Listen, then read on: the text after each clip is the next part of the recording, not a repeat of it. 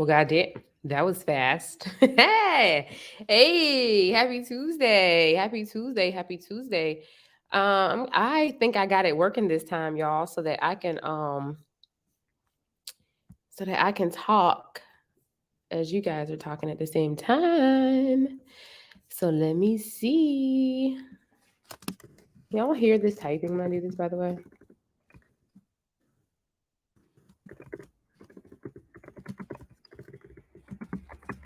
All right, so here we go. Here we go. All right, so what's up? What's up? What's up? Happy Tuesday. Ashlyn Ray here. Hello, mindset and spiritual lifestylist of the rich and famous.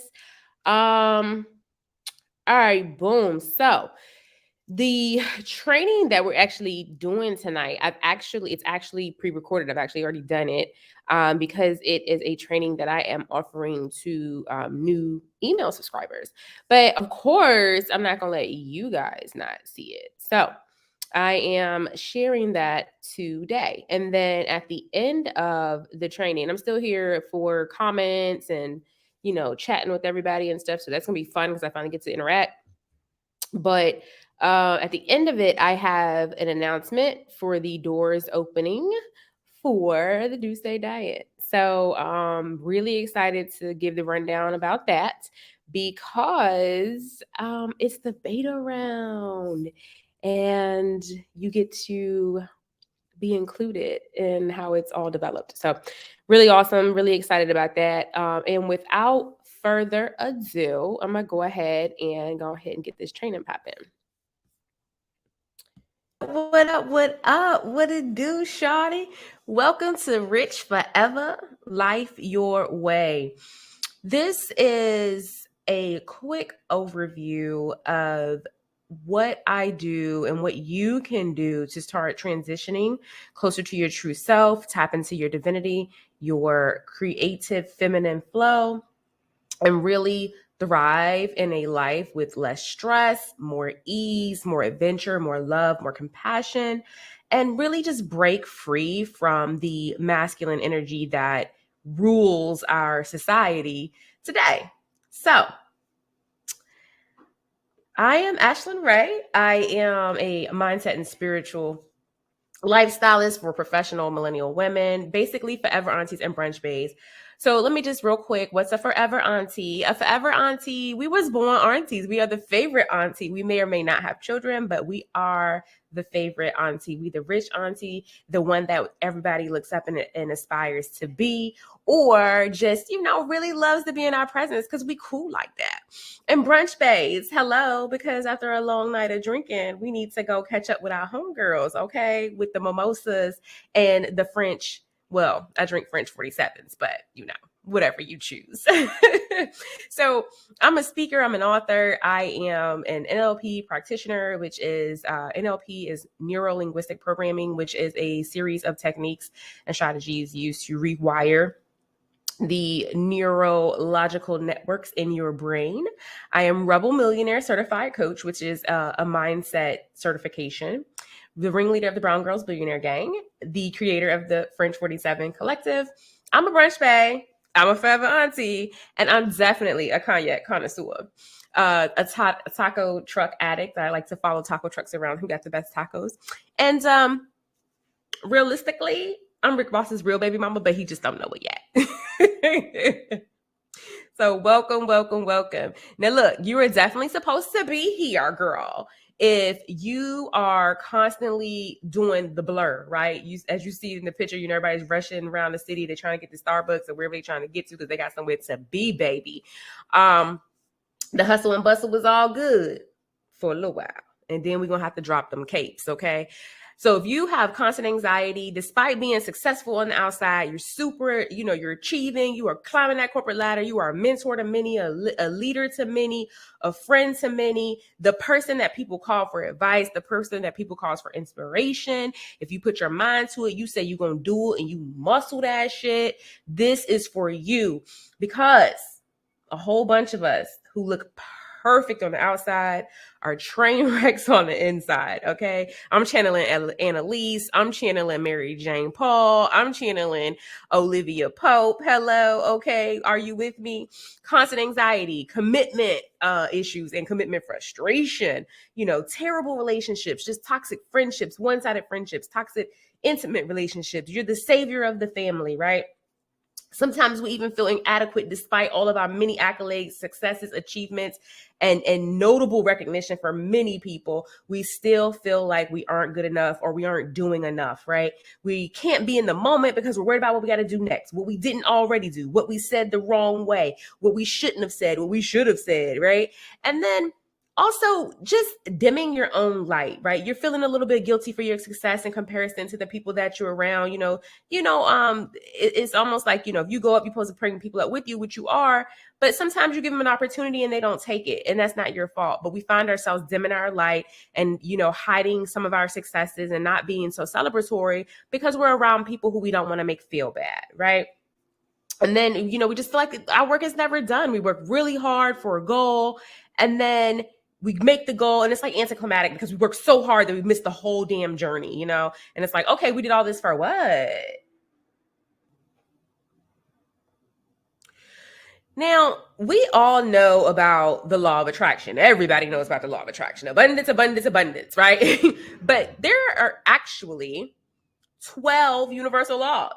And today I want to touch on one of them, the law of polarity. So the law of polarity says that everything has a polar opposite, just like masculine and feminine energy. Now, let's be clear. One cannot exist without the other. They're inherently connected, meaning that one needs the other, right? And they are of the same essence, but in different expression. So masculine energy is not bad, and it's also not gender specific, okay? It's just a way that energy is expressed. So I would like to first be clear with that. We need both, and we all possess both. It's not gender specific. Men possess feminine energy. Women possess masculine energy. And as we go further, you'll see that you actually are probably operating out of it as a means to success, okay? So the balance of energy, right? When we think about masculine energy, we associate it with logic, being assertive, being strong, analytical, solution oriented. You know how you go to vent to a man and he immediately wants to solve the problem instead of just like letting you vent. And they're usually, if you're operating from a masculine energy, individualistic. Now, I'm not saying that because, again, we all possess these different energies. And I'm very solution oriented, but I had to, build up the emotional wherewithal, emotional intelligence and wherewithal to understand that every time somebody comes to me with an issue doesn't mean they want me to solve it for them. They might just want to get it off their chest. And so that took a lot of learning for me, because if I have an issue, I'm immediately like, okay, so what's the plan? Because I'm gonna have a plan for the plan, for the plan, for the plan, for the backup plan. Okay. So on the other side, the flip side of the coin is the feminine energy. And that's where our nurture, our creativity, our intuition, woman's intuition, they say, is a real thing. It is a real thing. Now, men have it too, but they're usually blocked with these other layers that they're not able to tap into it, right? So compassion, community, and even though I'm an introvert, I have an INTJ personality, introvert, intuition, thinking, and judging personality. If you ever taken the Myers-Briggs personality test, very introverted, very solution oriented, very I'm problem solving, creative problem solving, all that good stuff. But this, because I'm an introvert, doesn't mean I don't want to have community with other people. It doesn't mean I don't want to be around like-minded people. I thrive off of intellect and learning from other people. So yes, I like community. But that is of feminine energy, right? So you have these balance of energies, and let's talk about what happens if how it feels when we lean into the masculine. So our society is predominantly a masculine energy driven society, right? When we think about success and achievements and getting to that next level and moving up and, six figures being the pinnacle of success for us, or C-suite level management, or the big house, or the super amazing car, the dream car, whatever that is for you, whatever, maybe it's not for you, but you've, deemed that as success because that's what you've seen all this time. And we also have to remember that society was built for white people. Let's just be honest. And as a result, most, or I'm going to say many minorities measure their level of success as it compares to a white person's success of a near stature. Okay. So not saying that we all do it, but it's definitely a measuring stick. It's definitely something that people, hey, here's the bar. And then how far are we from that? Right. And we think about that like the wage gap. So we do the same job. So we do the same job as a white male, and there's a large gap. Even if it's a black male, there is a gap. It's maybe smaller than between us and the white male, but there is a gap. And we got equal rights. Cool. We get to vote. We get to work. But is it really equal? As a result, they also didn't meet us in the middle. What instead they did was they said, okay, well, this is what we do as men, and this is what we expect you to do too. Right? So the thing about it is that fair is not always equal. And I know that's a weird concept, but I'll give you this example. Me trying to act as if I'm a man in order to achieve management status, promotions, salary, etc., doesn't exactly work for me. And it's almost a disadvantage for me if I'm operating inauthentically. But we don't really have the luxury of acting authentically, because then we are criticized and penalized for acting like a woman, which is leaning into our feminine energy, right? I did over the years learn how to lean into it where the men don't notice what you're doing, right? You're just leaning into your strengths and then making that work for you. But that takes a lot of practice, and it really is a balancing act.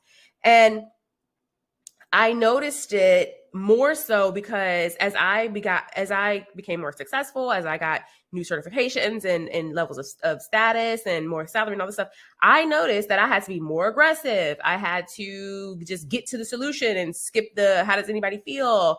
I totally disconnected from nature and intuition because everything was super analytical. And once I really took the leap and quit my corporate gig and became a full-time entrepreneur for a short time, man, oh man, I was in thrive and survive out of masculine energy, because it's hustle, hustle, hustle, get it done, work, put your head down. You got to dig deep. It's the grit. It's all the every day I'm hustling, to get where you need to be. And you think that's what you need to get there because it's the American way, right? It's the way of the world, the Western world. You work hard so you can play a tiny bit on Saturday, right? And you tend to disconnect. And then if you add on top of all that, we're a woman and now we are a Black woman.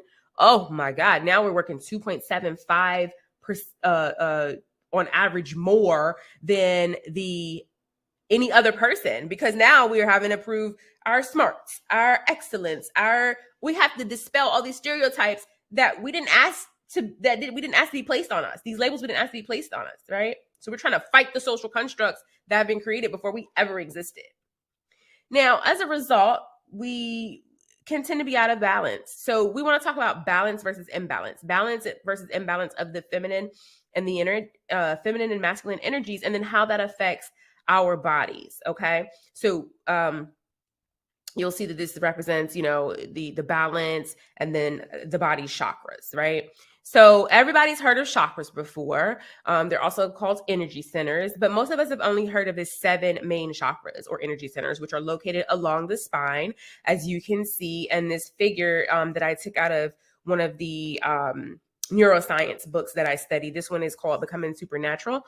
And it is the 7 main chakras going along the line of the spine, right? Now, the 3 lower chakras are associated with your creativity, with your grounding, with feeling centered, with feeling zen, with feeling peaceful. It's your personal power. And it is what allows you to be #unbothered. And I ain't talking about the kind of unbothered where you be like, I'm unbothered, and then you put up a meme that's like super petty and like totally the opposite of what you're saying. I'm talking about like actually unbothered, like I could give a fuck Okay, like definitely not posting about it, definitely not putting my energy on it, kind of thing. And so when energy gets stuck in those lower three chakras, it can cause an imbalance in your physical, emotional, and your mental well-being, right? It messes up your energy. And we're going to talk a little bit more about how that happens in just a second. But I do want to talk about this eighth center, this eighth energy center that most people we don't talk about. It's more like a portal to consciousness. There are 4 levels of consciousness, which I wish I would have included in this presentation, but that's okay. We'll talk about it really quick. The first is the unconscious, like you sleep, you are unskilled and unconscious. You don't even know that there's a better way. You are unaware that there's a better way of doing things than what you're doing now. Then you have the skilled, the consciously unskilled, meaning you know there's a better way. You've somehow got a glimpse of it, but then you don't know how to actually execute it, right? And then there's the third level, which is consciously skilled, meaning that you now are aware there's a better way. You know the tools and tactics to use, and you are now actually trying to apply those methods. You get knocked back a little bit, but then you just dust yourself off and you get back up. And then lastly, there is the oneness connection. It's where you feel really connected to nature.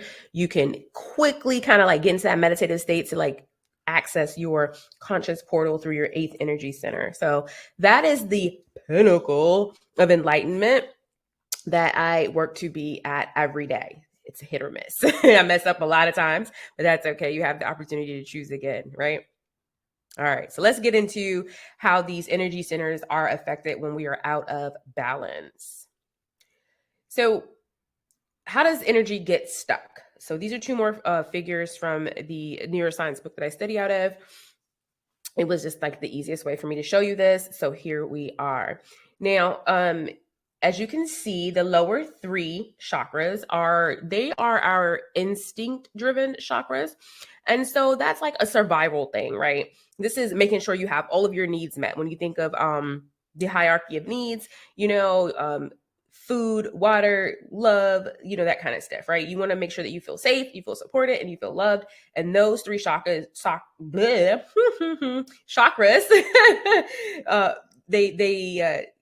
they govern that.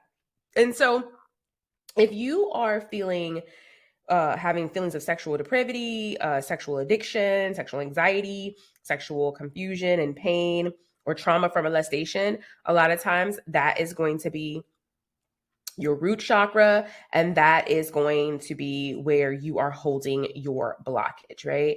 And then you have the sacral chakra, which I think I always say wrong, but that chakra governs the guilt, the shame, the pain, the unworthiness, the lack, the victimization. Anytime you're in that place, that is where that energy is blocked. And that chakra is located roughly an inch or 2 below your belly button, while the root chakra, if you think about squeezing your butt or squeezing your pee muscles, right? Like that, if you're doing your Kegels, that is your perineum, that is the root chakra. And then up 1, if you were to tighten your lower abdomen, that will give you the location of the sacral chakra. And then the solar plexus chakra, which is right in the abdomen. It's like that gut feeling you get when you know something ain't right. That's your competition, your control, your impatience. That's your ego. And that bitch is messy. And that is your self-aggrandizement, right? Aggrandizement, or your grandiosity, right? I don't want to say that wrong. The grandiosity of it all, right? It's our specialness. It's what makes us feel like we're better than them, or they're better than us, or whatever. Now, the issue is that when we are stuck in this way, this energy, it sucks our all of our energy and all of our frequency into those 3, because it's needy. We're in survival mode, right? We're not feeling safe. Normally, if you look to the figure 4-5 on the right, you'll see that normally you have this wonderful halo of beautiful energy, okay? And these are the vibes that we're giving off, right? When people like, the vibes, or high vibes only, good vibes only, that's a real thing. That didn't come from osmosis, right? That is a real thing. Good vibes means high frequency, which means good emotions, right? The lower the frequency, the worse the emotions feel, right? And then when you look to let the diminished light field, when you're in survival mode in those first three chakras, you are literally drawing the energy out of the room. Have you ever heard the term, that bitch sucks the energy out of the room? That's her, okay? Sucks the energy out of the room, and like it is literally fighting to survive.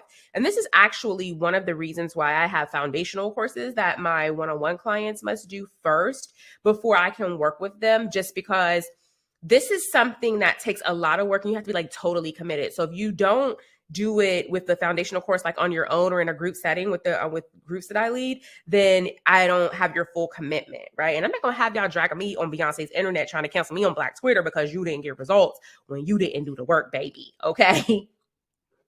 So let's talk about the frequencies and the magnetic fields in the body. So I just showed you the chakras, and I showed you that light ring, that halo, my halo around you, right?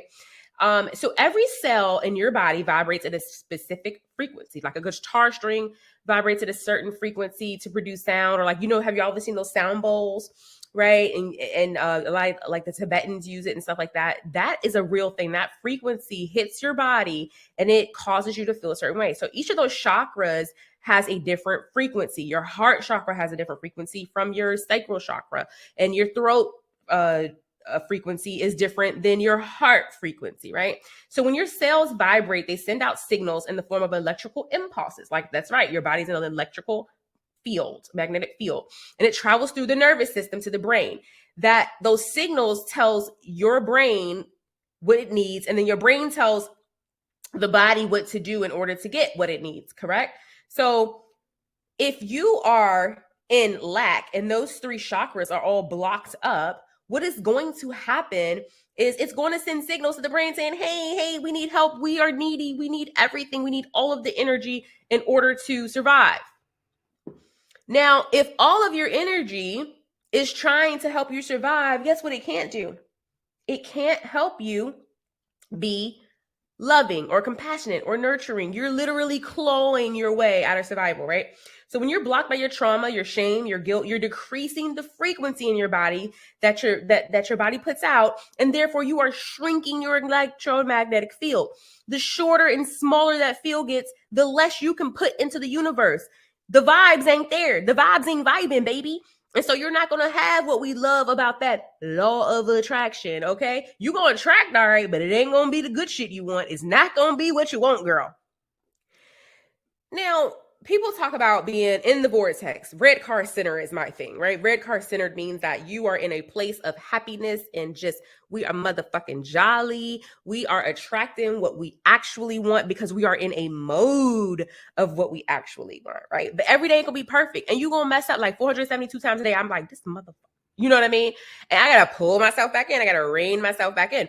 So, but it's being aware. It's being aware of yourself in order to rein yourself back in, right? And that's something that I actually teach in my signature program, is how to remove your brain from your body, move your conscious from your body, so that you are aware when you are having these moments and being dragged back into the depths of survival hell, okay? When you can get out of there. Just real quick, this is like a perfect time for me to share my God story. So how did I get here? Essentially, I have to have meaning behind things, right? So when I learned about law of attraction, when I learned about the how to have abundance, how to be in the vortex, how to have positive thinking, how to grow, how to stay in that wonderful electromagnetic field of just combusting with wonderfulness, I didn't understand the meaning behind like why we were doing stuff. And for me, because that is all spirituality, I felt the same as far as like when we talk about the beliefs that we have in our different religions. Now, granted, religion is all the same as far as what the ultimate goal is, which is to be whole, be good, a good human, be compassionate, pay it forward, and literally just try not to be shitty. Okay. Now, the cool thing is that, so a million years ago, when I was 11, I was introduced to the Big Bang Theory and the dinosaurs and all that shit in science. And I was trying to understand, how does that line up with what I was taught in church? Like, how does that line up with God and the ark and the people and the things and Adam being booted out and all that shit, which he wasn't actually booted out. We'll talk about that at a different time. And so when I went to ask about it, I was very much encouraged to, you don't be asking no questions about God. You just have faith. of that mustard seed and wear that greasy ass cross on your forehead and keep it pushing. And so it did a few things for me. The first thing it did was it made me not respect authority without having meaning. Like, I can't take orders from somebody who can't explain something to me. And I know it was an innocent thing. It was my father being defensive, because how can he explain it when he's just had this faith his whole life? I totally get it, right? Secondly, it made me curious to want to explore other avenues and other religions and see what other people were doing and how science played into all of that. But thirdly, it really damaged my throat chakra. And so as a result, like going through corporate and trying to, move up and in relationships and all kinds of things, it really had me hesitate when I would speak up for myself, when I needed to say that I needed something and all that good stuff, right? So guess what was happening? Even though, yes, I was born like a super attractor. All of us are, until we, get masks and layers of shame and stuff that stops us from doing it. But at that moment, like, I was still manifesting, but I was doing a little bit of strong arming and stuff, but my throat chakra was really blocked. Lucky for me, it's not the bottom three, so I'm not like totally pulling in energy, but it absolutely blocked me from some blessings that I absolutely should have had, or some challenges that I totally could have avoided. But what I realized is that, hey, you know what? God, he wants us to be good, to be loved, to be supported, to feel safe. And he meets us in all kinds of ways. He meets us where we are. And that's where these different modalities come in, right? So that the spirituality, the science, the therapist, the super dope ass spiritual coaches like me, counseling, and all these other things that help us get to Red Car Center, get us to a place of love. Because once we are fully filled up and we're not in survival mode anymore, we're in overflow, and we are now emitting compassion and love and nurturing to other people and other places. And we don't have that sense of like having to hold on to every little morsel, right? And so as a result, one of the things that I do is I have to start my day grounded and clear. And I'm going to talk about that further into this training, but I have to get my mind clear before I go forward, because how else am I going to deal with the shitty humans of the world and be compassionate to people who are not so compassionate to me, right? So let's continue on here. Now, we talked about those chemicals, right? Those electric pulses and those chemical signals that are sent to the brain, sent to the body, sent to the brain, sent to the body, right? Well, in order for us to change and to kind of tap into the feminine and kind of pull from the masculine, to have a different way of thinking, to approach things differently in a way out of love and out of compassion, we have to rewire the brain. The brain has to be changed. The brain has to write us a new story. We got to flex those brainiac muscles, right? And so I have a 3-pillar framework. Well, actually, it's a 7 steps and the 3 pillars that creates this framework. I call it a cosmic cocktail of miracles. And it is created or concocted of spirituality, neuro in parentheses, science, right? So spirituality, science, and miracles, which translates to gratitude as it relates to the metaphysical text, A Course in Miracles. And so what I call Black Girl Gratitude or Black Girl Magic, Black Girl Miracles, all is simply gratitude. I just have to have brands, everything. Hello. And also, we're definitely grateful for stuff differently than the rest of the world, okay? Because we need to know who all over there and did y'all fry the chicken hard, right? Like, it's we got different concerns. So let's get into it. Again, for this training, I obviously don't have time to break down every little step, because it is actually a lot of content, and we do it step by step. So what I want you to leave with today are small but actionable steps that make big changes in your life, and quickly, okay? So let's go ahead and get into it, baby cakes. So firstly, mindset and spirituality, right? So obviously, spirituality, the overarching concept here. Mindset is how we're going to start rewiring our brain. And we start that with being grounded, like I was just discussing. Oh, okay. It looks the same. It's not. So it is a set of spiritually aligned beliefs that influence your reactions and your behavior. So your mindset is your frame of mind that helps you move toward a set of outcomes. Now, the thing is, we tend to do the same things every day because we do the same things every day. So your brain runs off of a subconscious hardwired program or software, I should say. It's kind of like the BIOS of your computer, which is like the first layer of your operating system, to put it in layman's terms. And because you do the same thing every day, you get out of your bed, you go shower, you put your coffee on, you brush your teeth, you get dressed, you go to the car, you take the same route to work, you stop at the same Starbucks, you have the same thoughts about Worse Ass Mary, and you go through the playlist of all the meanings you got to send in that could have been an email, right? And so your brain does this on auto without you having to do anything, okay? In order for your brain to be different, in order for you to do different, you have to change your brain. You have to disrupt that subconscious software, all right? And there's ways to do that. And it's more than just muscle. It's more than just willpower, okay? But the first thing that you can do is by starting to be grounded. Take 5 minutes of your day before you get going and just sit there for 5 minutes and repeat the prayer, I am safe, I am loved, I am supported, I am blessed. Now, that's actually one of my miracle mantras. It's one of my anxiety prayers. But if you sit there for 5 minutes and you say that repeatedly to yourself and just kind of get your shit together, it sets you up for a really good day. And it's only 5 minutes. It's just 5 minutes. Even if you just sit with your thoughts and say, none of these thoughts really mean anything, I'm just going to clear my mind. You can literally say, that thought about that stupid ass meeting doesn't mean anything. That thought about my boss doesn't mean anything. This thought about all the things I have to do don't mean anything. I am safe. I am loved. And you just say that, right? And it just kind of grounds you.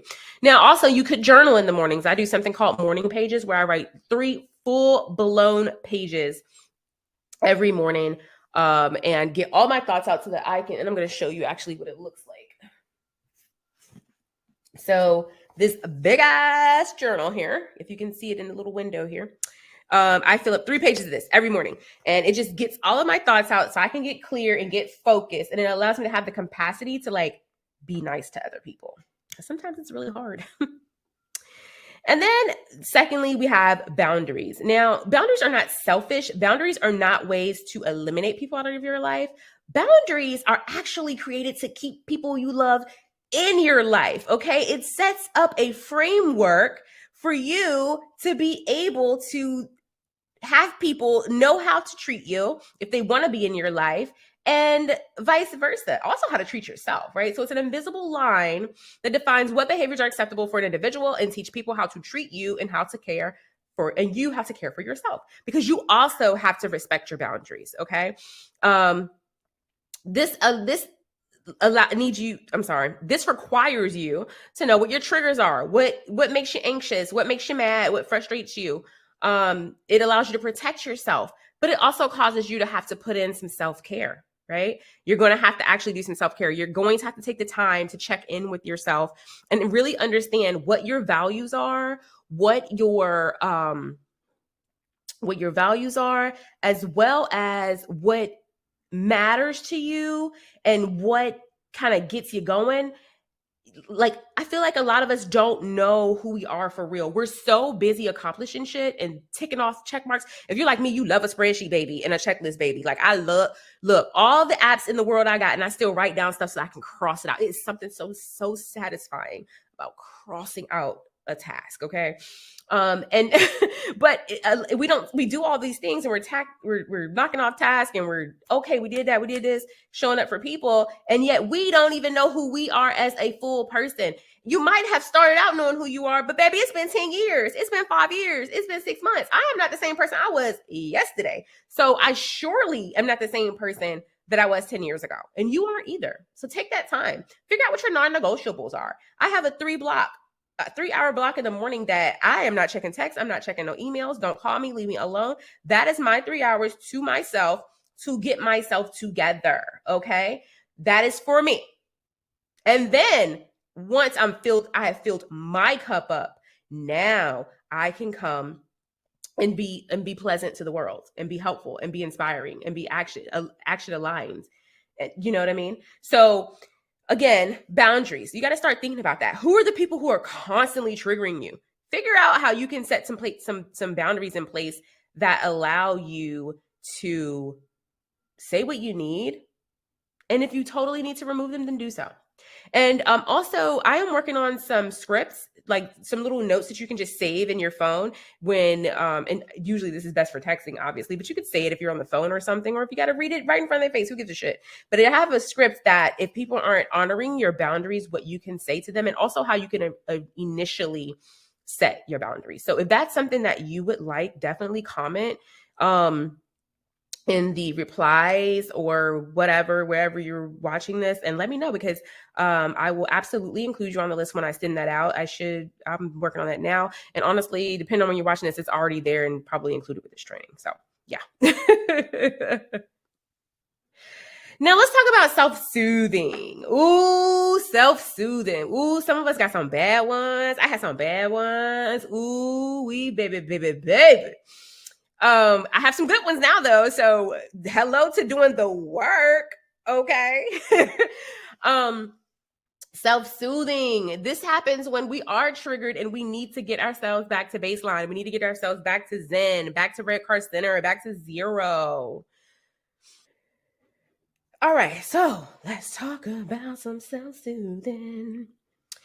So a lot of times when we need to be self-soothing and we're doing it in an unhealthy manner, it turns into, well, let's talk about what it is first. It's any behavior an individual uses to regulate their emotional state by themselves.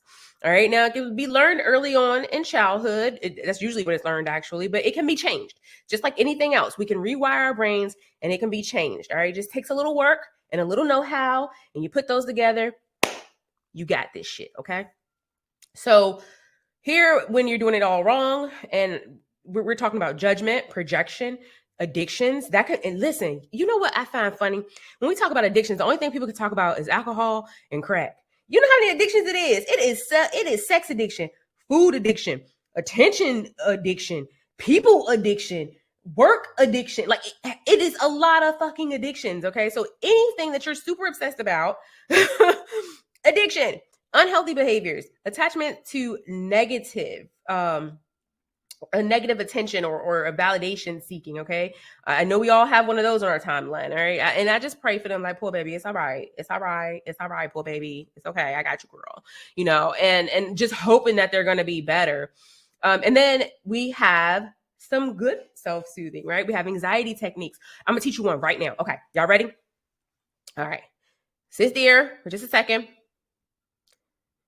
Quiet for a second. Be still for a second. And relax your tongue. And you'll notice, take a deep breath after you do it. And relax your tongue again. And you'll notice that instantly you'll feel calm. Your breathing will slow down. Your jaw will be unclenched. And your shoulders will relax. That is one of my immediate go-tos when I am stressed, anxious, weird, want to slap a bitch. Like, that is it right there. Relax your tongue. And then there's also other techniques like EFT, which is emotional freedom technique, or IFS, which is the internal family system, where we use personas in order to talk ourselves off the ledge. That's something that I teach in my in the French 47 collective. I teach both EFT and IFS, and I actually have some trainings on EFT. It's a really short mini course on it available in the replay vault, I believe. If not, I will send out an email with a link to it for everyone. And then also there is journaling, which helps me so much. Oh my God. Honestly, if I do my morning pages in the morning, I don't even, I mean, it's like I get it all out, you know. Meditation, meditation seems hard because it's like, you got all these things to do and now you're going to tell me sit here and be quiet. Like I ain't got shit to do. But if you can just start with 5 minutes, like I talked about in the last module, 5 minutes really is enough to get you going. But I actually have some guided meditations and things like that that you can use. Guided meditation is one that will help you really get there. There are different kinds. There's super quiet, there's contemplation, there's guided. If you're new, guided is great. It also helps you set intentions and objectives. And next, as you can see, is contemplation, and then good music. So on Sundays, I have a dance party where I put on, and right now Beyonce has got me in a chokehold, y'all, for real. Like, she probably gonna have me in a chokehold for the next 3 years, like she always has, anyways. So really, this will still be relevant no matter what time you see this training. But I put that on, and I have on my best silky robe, and I am dancing all around the house, singing in my best kink sang voice, so loud. And it is amazing. I get in front of the mirror and I just like let it fucking rip. And it's like really a good time to connect with my body, to just really appreciate my body and what it's been through and where it's gotten me and where I'm at. And just the vibe, the frequency of the music makes me feel good. And it's also a place that I can tap into whenever I'm feeling like away and I want to like tap into some red car center. I can just think about that Sunday when I was dancing around having the best time of my life. You know what I mean? Talking about church girl, you know what I'm saying? Shaking them big old bitties. You feel me? Hey. So, also, if you need to reach out to your therapist, do so. That's what she's there for. You know, if you're one of my one-on-one clients or in my group program, you need to be in a private group. Say you need help. Ask for what you need. We get so stuck on trying, because of what we've accomplished in our lives, we have gotten used to not being vulnerable and to doing everything on our own.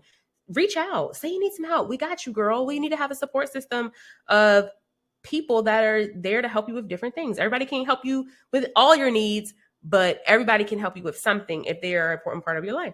And for me, one of my favorites is coloring. I love to color. Oh my God, I love to color. And I ain't even talking about those adult coloring. I'm talking about straight up big ass Disney cartoon crayon coloring.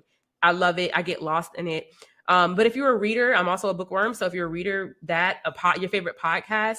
And another thing that I really like to do is take a walk. And if I don't feel like actively moving my body, what I do is I pair it. I call it bundling, like fun bundling. And so like if it's a podcast I've been wanting to listen to, or if I want to catch up on Real Housewives or something, I will put that on. And as an incentive to walk, I'll put that on while I'm doing my walk. You know, so that's just like a little trick that I use in order to do what I'm supposed to do. And then lastly is the reinvention of self. This is super important because you're going to be somebody new. Again, I'm not the person I was yesterday.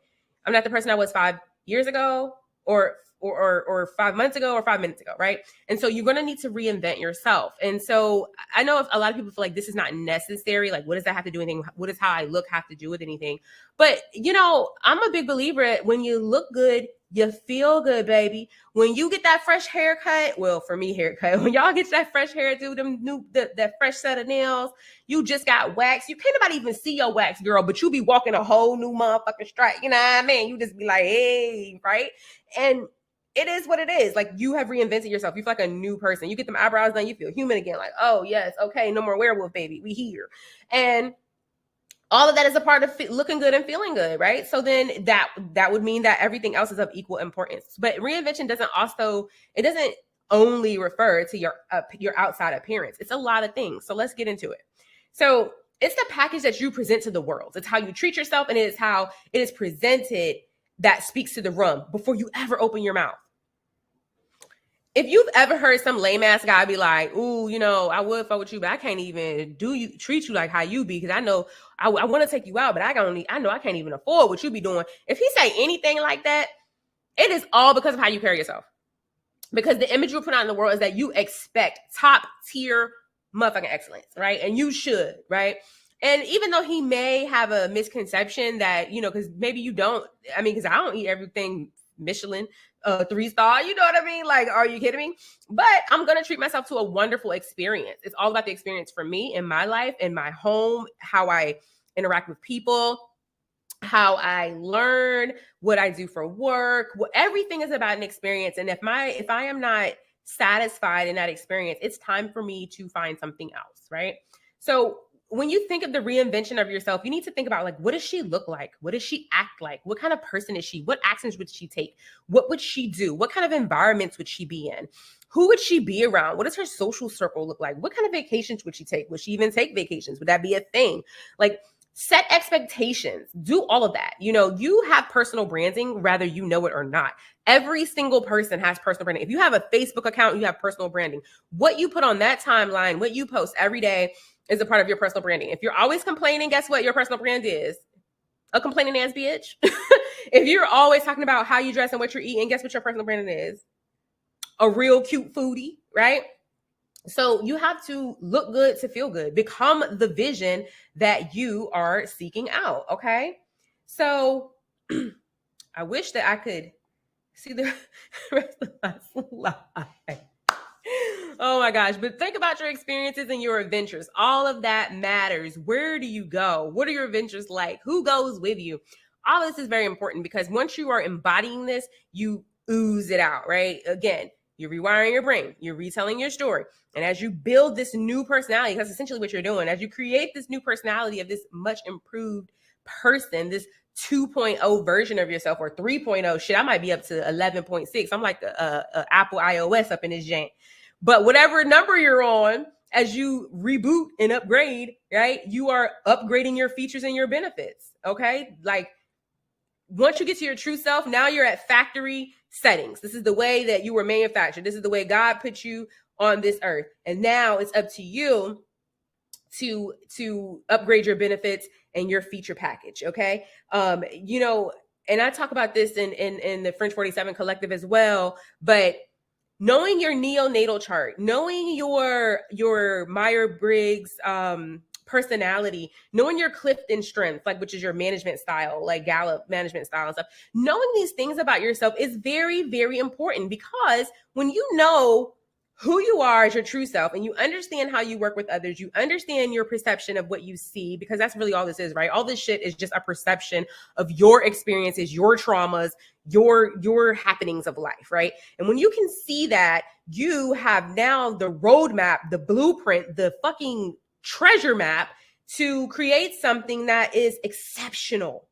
You were exceptional when you got here, but then you were wounded. So now that you understand how you work, now you can make the tweaks, right? You can make the tweaks. God has allowed you to partner with him to co-create and curate the most amazing life you could ever imagine. And once you set up that destination, right? And again, a roundabout way, because we don't know exactly where we're going to come out, but we can control the journey along the way. Like we know where we're going. Like we've got the map, we've got our missile on it, and we're heading that direction. Now we might get some pivots and some roadblocks and stuff, but that's okay, because as long as you are in celebrations mode, right? Somebody get the champagne. Hello. Get the champagne. As long as you're in celebration mode, then you are able to enjoy the journey along the way. And that means when you do have to pivot, when you do lose the job, when you do not conceive like you thought you were going to, when the business has to take a different turn, when you were pushed back for your degree, whatever it is, you now understand that it was because it was rerouting you to your true destiny, your true destination. Okay. So celebrating and experiencing life in the moment, encouraging gratitude, and increases the abundance. The most magical emotion you can have is the celebration of gratitude, as though it already happened for you. Because if there's any one thing I would tell you to do to be in Red Car Center, to stay in the vortex, to just enjoy the ride, it would be to have gratitude for as though it has already happened to you. Remind yourself that you did a great job. Encourage yourself. Talk to yourself the same way you would talk to your 10-year-old niece, the same way you would talk if it was your child, the same way you would talk to your bestie. Hold that same space for yourself. Validate yourself. Baby, you did a good job. All right. And that's on Mary Had the Whole Lamb. All right. That is for you to, celebrate your wins. Journal if you need to. Write it on sticky notes. In my bedroom, my whole bedroom is covered in sticky notes of like notes of affirmation and little prayers to myself and all kinds of little quips and things I saw that inspired me. And I stay inspired because I wake up looking at that. I go to sleep looking at that. And when I am feeling uninspired, I go in there and I read all these things to myself. You need to have compassion for yourself, and you need to go on adventures. Adventures increase experiences, which increases gratitude. The longer that you're here on this earth, the more you get to experience. And what a wonderful fucking thing that is. Ain't God good all the time? Okay. Now, so let's get into it. So, I have been working very, very hard and tirelessly on this program, on this collective. And I just want to see you win. I want us all to win. I want us all to be amazing. I want to meet everybody on a yacht in the middle of like some blue water and just really have a whole motherfucking party, like a whole shindig. Like it's gonna be amazing, right? And so my hope to do that is this. It's the French Collective 47 or the French 47 Collective. I am running a beta experience right now. This is the beta version, okay, which means that all you have to do is apply. It is at no cost to you. The only cost it is for you, which is still valuable cost, right, is your commitment to it, which is your time, right? Your commitment to actually do the work, and then feedback on the course, because I want to make sure that it is done for completeness and for comprehension, right? I want to make sure it's very comprehensive. I want to make sure its execution is done seamlessly, and that you can take action and you get big results. And so my gift to you is for you to join me for free. To take this course, just like I said, you commit your time and your feedback, and then that is my gift from you, is your feedback, because I want to make sure this is the best program it can possibly be for all of the people who come behind you. Y'all gonna run, y'all gonna walk so that the next students can run. Hello, okay, all right. Now, I imagine if you're here, you're already on the email list. I send out stories that dig deeper with me as I share stories about my experiences in my life, and I help you design a guilt-free life. Make sure that you introduce yourself in the group if you have not already. We are so excited to have you, baby. And then if you just want to get started, you can always check out the replay vault, which should be included in your welcome email. Also, it will be in the pinned post in the group. Okay. That is all for today's training. I hope you learned something. I hope you enjoyed it. And I wish you all the love and light. I love you, sis. And I'll see you next time. Ash and Ray's out. So I hope you enjoyed that. That is my normal style for doing trainings, and I think I'm going to stick with it just because I like having it all organized with slides and stuff. But I did drop the link in the comments for you to apply for the Dusse Diet Beta Round. It is a part of the French 47 Collective, which I need to give some backstory on that. But the doors the doors to enroll are open now, and we do start on March the 21st in alignment with the new moon. So why not start our transformation in alignment with the new moon? So what does it all include? Well, when you click that link, it will have all the information on the page to let you know everything that happens. But there will be it's an 8-week commitment. There are a couple of house rules. The first is that if you do not stick with the accountability assignments, and this is not like a hard, like you got to be in attendance or whatever, but if you don't stick with the accountability assignments, meaning like submit that link each week, then you'll be removed from the program, just because I need to make sure that you're actually executing, applying, and getting results. And so in order to enforce that, I need to see your accountability links. So it's an 8-week situation. There are 8 modules. I will go live in a private setting for us once a week. And that will be so that I can answer any questions that you have that are specific to you. You need clarification, you have a situation, a problem, whatever. And then also there are office hours. So you can also get with me in that way. So if there's office hours available, you can book an appointment and we can talk and we can go through that way. Now, what else to expect? So if you are a part of the Dusse Diet Beta program, you will automatically have access to the next 3 workshops that I'm doing, which is Freak Out, which is techniques to calm down and get on with life. Also for FNF, Soul Detox. FNF, you know what it stands for. We're doing that one. We initially was doing the 21-day Soul Detox. I decided that it was better to do it as a shorter, more intense workshop, which is why once I noticed that the engagement was low from that format, I just nixed it and scrapped it and started over with it. And then there's also Charm School, which is how to be the most interesting person in the room, which will very much come in handy for you in your career and as you network through life for whatever your desires are. So that's that. And then also you'll be able to log into the portal. The modules will be dropped into the portal on no later than Monday mornings, and then your accountability would be due on that Sunday. Let me see what else. So there will be lots of downloadables. There'll be a workbook that goes with this for you to be able to write it out and have a reference so that when you want to go back to things and look over things. I don't know about you guys, but I'm such a nerd. I'm a bookworm. I want to have it in my hand. I want to be able to like highlight and take notes and do stuff. So that's why we do it that way. And then there's some other little goodies, and I'm not going to tell you about that. It's going to be a part of it. So when you do get accepted, once you apply and you're accepted, then I'm going to need your actual physical address because I have something I need to send you.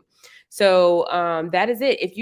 Does anybody have any questions? If you have questions, please feel free to ask me. If you don't ask these questions because you're not live or I'm no longer live, feel free to drop them in the comments. I'll get to it and I will reply as soon as I see it. And I just want to leave you guys with a quick message before I go. I know this is a longer one than usual, but it just really, I don't know, it really spoke to me and I just felt like I needed to share it. And I think I'm going to do something a little longer on it later. And that'll be something I'll share with you guys at the moment. But in my studies today, the lesson today was this. Let me read the quote. A meaningless world engenders fear because I think I am in competition with God. And at first reading it, I felt like in competition with God, like who, what, I don't think so. My mom would have a conniption if that she thought that's how I felt. But while at first it sounded crazy, but when we ask God for prayers to be answered and our desires that were planted in us by him, by the way, and then we continually obsess over the possibility of our desires not materializing, then we begin to act out of fear and we get out of alignment. Now, I'm sorry, my handwriting is so terrible. Now, once we get out of alignment, now we're just out here doing shit, frantic, willy-nilly, and further away from the path. Well, these actions are not of or with God. Those actions are actions that you have engineered and orchestrated of your own volition. And now guess what? You're exactly in competition with God because you decided that you could do it better your own way. That's exactly what this means. So remember, you always have free will to move out of love or fear, but only one of them is real. Fear miscreates. Fear creates things that never should have been. The message was so clear to me. The intent starts out well, but the outcome won't be of true self. When it is out of fear, you will spend your days trying to hold on to it, and you'll never truly feel safe or feel as though it is yours. Safety is peace. And as long as you surrender to God's love and operate through peace, you will always be safe. And I want to leave you with my favorite mantra, which is, I am safe, I am loved, I am supported, therefore I am blessed. That is all I have for today. I wish you guys all the love and light, and I will see you on the next live stream training, which is on next Tuesday. And please, please give me feedback on this training if you thought this was a better way or better format than what I usually do. So have a great night, everybody, and I'll see you next week.